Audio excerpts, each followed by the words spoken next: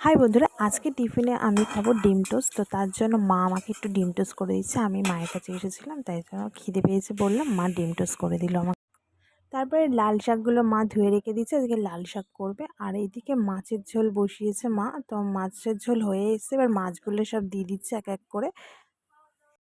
তো মা এখন আমাদেরকে খেতে দিচ্ছে, বৌদি আর আমি বসেছি ভাত খেতে। তো মা আমাদের ভাত বেড়ে দিচ্ছে, কারণ আমরা একটু বেরোবো, তাই জন্য মা বললো আগে তোরা খেয়ে নে, দেরি হয়ে যাবে না হলে। তো আমি আর বৌদি মিলে দুজনেই খেতে বসে পড়েছি দুপুরবেলায়।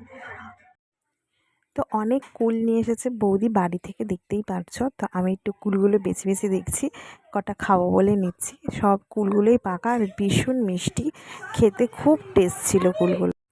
তো বড়মাসের হাতে করে কী যেন নিয়ে এসেছে আমার জন্য। তো দেখলাম দুটো চকলেট, তো দিয়ে দিল আমার হাতে, বললে হ্যাপি চকলেট ডে। যেহেতু আজকে চকলেট ডে, তো তার জন্য আমায় চকলেট দিয়ে দিল। আর আমি তো ভীষণ খুশি এতগুলো চকলেট পেয়ে। তো আমি তো খুব মজা করছিলাম, যেহেতু চকলেট আমার ভীষণ প্রিয়।